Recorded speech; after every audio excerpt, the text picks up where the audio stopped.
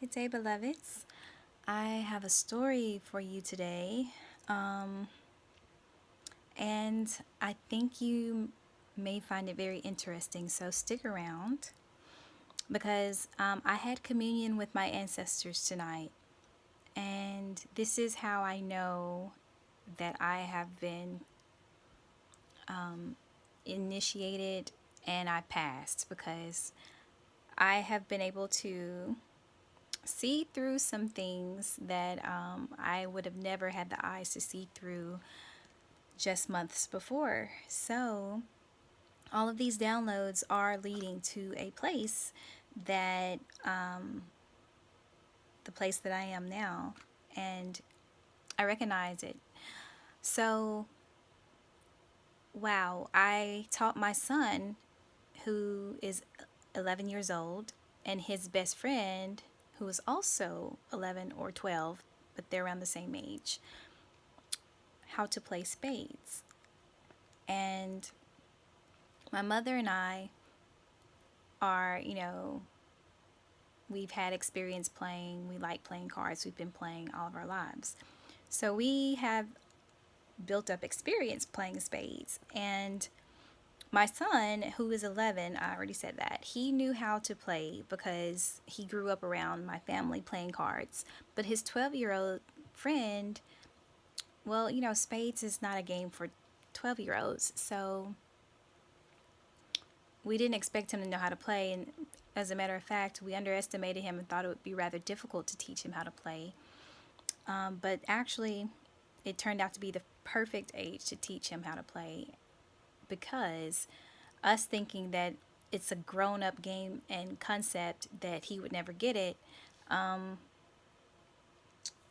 we just thought that he wouldn't get it as quickly as he ended up getting it. So, what happened is, first, my son and I were teammates, and we decided to switch and allow him and his best friend to be teammates because he seemed to want to help him. So I was like, okay, y'all are always fighting and y'all are always competing against each other like Naruto and Sasuke.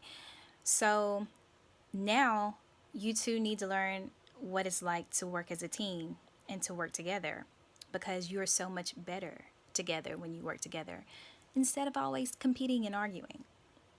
Long story short, they became teammates against me and my mother, and we were taking it easy on them, the first night, thinking that, we're not going to beat them too bad. But then when we saw that they started to kind of get the concept and they started playing better and better, we started talking trash. I mean, like mad trash. And so, tonight is the second night that we played. But listen, all day long, from last night to until tonight. I don't know how they did it, but they learned how to play. They were playing in groups of two because it's just two of them, but spades is a four-person game, so they were playing with two extra people that we didn't see. Okay? I don't know how they were practicing, but somebody was teaching them how to play. My mother and I were just like, how are they learning to play with just two of them? Like, are they really they're either really intelligent and we're really underestimating them, or something else is going on here, right? So we get to the table tonight and we deal the first hand. Somehow my son got both of the jokers, the ace of spade, and his friend had all of the ace, king, queen cards, right? So it was brutal. They were beating us down. And in the process, towards the end, we noticed that there was a misdeal because at the end of the game, one of us had like an extra card. So we found out that the 2 of heart and the 2 of diamond were still in the deck. Okay, so we deal over. And by the way, they were whipping us. My mom and I are just like, nah, I knew it had to be a fluke. We're thinking like, oh yeah, like that's why they were winning, because the cards were off, you know. So the next person who dealt was me. I dealt them again. And I look at my hand and it looks exactly the same. And I look at my mother and her hand looked like her hand did the last game too. So we're like, what the heck is going on here? So by this time, I'm starting to get suspicious, because I'm suspicious of every fucking thing when spirit is working, right? So I look at my son and I'm like, what did you do to the cards? This is me thinking. So I'm like, I didn't say anything. I just, what did you do to the cards? Okay, so we played that hand out. Get to the end of the game and it's like another misdeal. This time, when we put the 2 of heart and 2 of diamonds in the box, we also put an extra card. So another misdeal. But they had almost, like, they had won again. Like, they beat us bad again until we got to the end of the game and found out that it was a misdeal. So we're like, okay, by this time, my mother and I were like, okay, we're getting taught a lesson here. We're getting taught a lesson about how we judge the youth, how we look at them and misunderstand them or undervalue them, how we take for granted that they're not smart enough to know the things that we know, when actually what it showed us was how advanced these motherfuckers are. Seriously. And I hate to call them that, but I gotta make sure you feel what I'm saying. These young young generation, they have been here several times before. I felt like tonight my son was like 65 years old and his friend was like around the same age. They literally beat us with the same hand like 4 times in a row before my mother and I kind of just gave up. And so all 4 times, my son had the big joker and the little joker. And I'm looking around like, are they cheating? What the hell is going on here? Like, how could they get the same hand 4 times in a row? How? It's not possible without something higher taking place. And this is having the eyes to see it, where other people are like, oh, it's just a coincidence. Well, when there's a coincidence, there's a coincidence. That means things are coinciding on a higher level. That means they're organized, they're ordered. The steps are directed, and things are in formation. And when things are in formation, you can receive it more clearly. So information was flowing in, tonight. It was flowing in from spirit, and it was kind of like teaching my mother and I a lesson even at this age, and showing us that, or what it showed me rather, was that we never die. We never die. So make sure that what you do when you're here is something that you can take with you. Don't put all of your value in something that you cannot take with you when your body is no longer thriving or existing. Okay? Because your spirit, who you are, always goes on. And when you have the opportunity to come back to this place and do it over again, then you want to make sure that you are preparing yourself if you have to do it over again. And this is by investing your energy in the things that soul and spirit can take with it, like experiences of love, of being honest, of being truthful, and being more understanding, being more caring and more compassionate, being more giving, being more considerate, being more mindful, being more loving, if I haven't already said it. These are the things that you want to take with you because they feel good. And when something feels good, it lifts you up a little bit higher. So the more you have a code to live by, the more that you understand how energy works, how that what you give back, the more you do things that feel good when they come back around to you.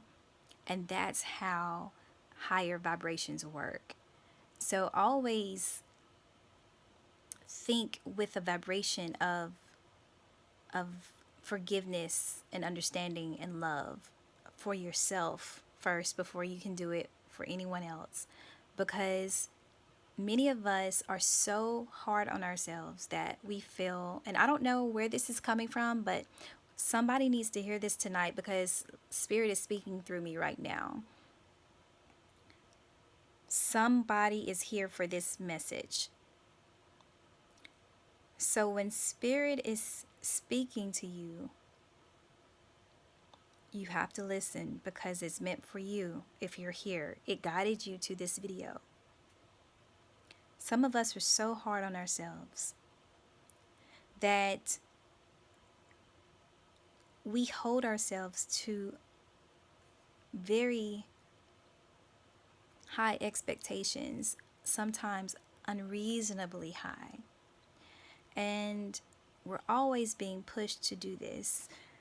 We've been carrying so much for so long that all we know how to do is be strong, but we forget how to be weak.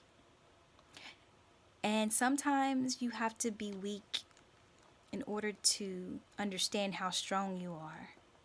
It's divine balance. So allow yourself to be weak for a moment, for maybe an hour, even if it's just an hour, allow yourself to be weak. Allow yourself to know what it's like to experience how someone else sees life. And that will give you a more well-rounded perspective. And this perspective is what's opening up your third eye. Because perspective is vision. It's the vision to see how everything is created as opposites in order to create balance. And what you have to do is not live in either of those extremes, but learn how to balance it out and be able to call on it when you need it. This is your divine gift, your power. And this is what you need to live in and walk in, breathe in, bask in. Allow yourself the ability to be wrong. Allow yourself the feeling to see what it's like to let your guard down. To not feel like you have to be on top all the time. To take a back seat. Allow yourself to be out of, give yourself permission to mess up. Okay? If that makes any sense. Give yourself permission to mess up. Don't be so down on yourself when you mess up. Get back up. That's the message that Spirit is wanting to get out tonight, because this is taking all sorts of turns and I'm just having to be guided. It's not allowing me to go and say what I want to say. It's making me say what it wants me to say. So if there's any confusion, you'll find the message within if it's meant for you. So Allow yourself to mess up, okay? You don't have to be perfect for anyone except yourself. You're already perfect because there's only one you. There's nothing else like you on this earth. And what's for you is for you. That's what it wants you to know tonight. What's for you is for you. Okay? The experiences that you have are what's trying to teach you something. Nobody else but you, what you came here to see. Because at no point ever do two people have the same exact perspective. So everyone's seeing things from different angles. No one sees exactly like you. And if you're hard on yourself all the time, give yourself more credit because nobody else sees like you. All right, give yourself more credit because, maybe the way that you see is a way that can change the world, you know? Believe in how you see things and don't feel bad if nobody else can see things the way that you see them because they're not meant to. Okay? They're not meant to. They're meant to see things the way they see it. So give yourself more credit for having that unique vision and learn how to communicate it with others without being offended if they don't agree with it or if they can't see it your way. It's just nature. It's just natural. Wow, somebody has to hear this tonight. Um,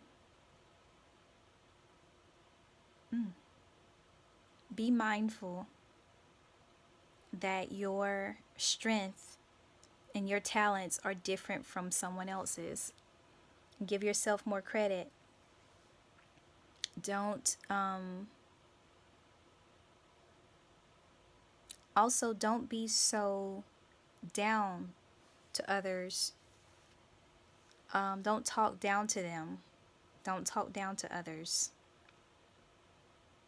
If somebody's different or somebody is not making sense to you, it doesn't mean they're wrong. It means that you need to understand something about them, and that's possibly their story. Everybody has a story, and everybody's story is different. And some stories are so much alike that they sound like the same story, but there's something that's different in every story if you listen to it. And you'll see how a story makes the person who they are. Now, I'm teaching you how spirit sees. Spirit sees through people, through the facade, through the exterior. Spirit lives within the inner world. Extraterrestrials live on the outer surface. So if you are alien, that's a mindset. That's not an actual, necessarily a certain type of being. People could look just like you and be alien, be foreign, because they live on the outer world. They live on the part of the world that sees things for face value.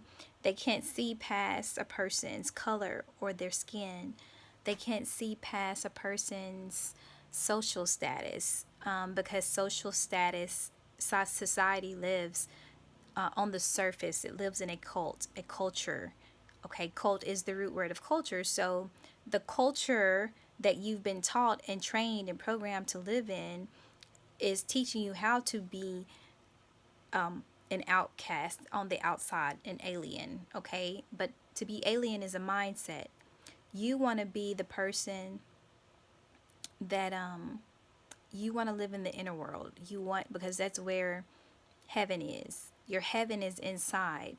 So you have to teach yourself to see the inside of things and where the causation of things. When you can see the cause of things, then you understand the effects, and it's not, you begin to see things for what they truly are.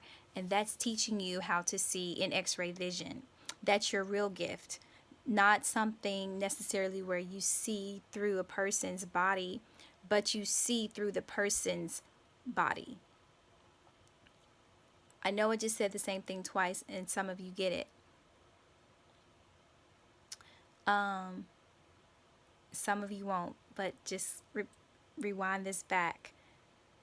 So, having the ability to see the cause is what gives you your powers, and those are awakening right now in some of you. Mm-hmm. They are. And they're also becoming so familiar to you that you know you feel different. You just can't put your finger on it. And it's because you're regaining your powers. Some of this is coming from the sun. There's information in light. There's information in a lot of things. And I was having a conversation with my son and his friend today about what the sun really is, and how you may look at a cloud and just think it's a cloud. You may look at things in nature like a bird and say it's a bird, but those are just words, right? So what are birds really? What is sun? What is the sun? What is sunlight really? What is darkness really? Like when you start asking yourself these things, they start to show you what they are, because you're paying it with currency. Your currency is attention. And when you give attention to something, that is investing in it, whether it's investing in understanding what it is or what it isn't. And that is the real gold of living, is knowing and understanding and vibing with the universe, listening and being still and allowing it to teach you. Somebody needs to hear this tonight. It's coming out so effortlessly. And you know, I'm always on and umming when I give my talks. So you have to see the difference when spirit is speaking and when it isn't. And when someone speaks to you, if it feels good and it feels right and it feels truthful, adopt it. Adopt it. Fill it out some more. And then find your own path within that. But if something doesn't feel right and it doesn't feel like it makes sense, and they tell you not to ask questions, and they tell you not to think, outside of the box, they are not going to tell you that. But, that's really what they want. They want you to stay within a certain parameter of thought, within a certain degree of understanding. They don't want to give you 33 degrees. Oops. They want to keep you at 10. And even 33 is not all of the degrees of understanding and knowing. There are obviously 100 degrees. So, you know, you do the math. But this video it sounds like it could go all night. If there's a part 2, I'll put one up. But for right now, I think I've come to a good stopping place for spirit. And it got out everything that it needed to get out for whoever's listening. To put a long story short, the card game ended with my mother and I getting taught a lesson about how energy it never dies. It's always being passed. And if you get a moment to put your energy into something that will last, which positive energy, it has the longest lifespan. Okay, positive energy is akin to like wavelengths, just like if you have purple or indigo or ultraviolet, has longer wavelengths. Okay, so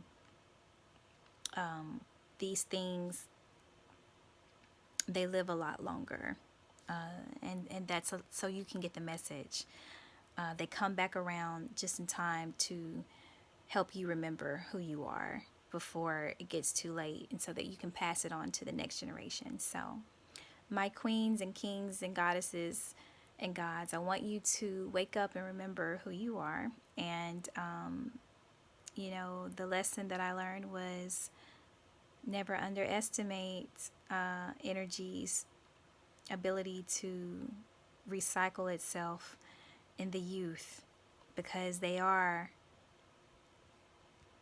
coming they are here to advance us to the next level, and I have every ounce of faith that they will. Peace, beloveds.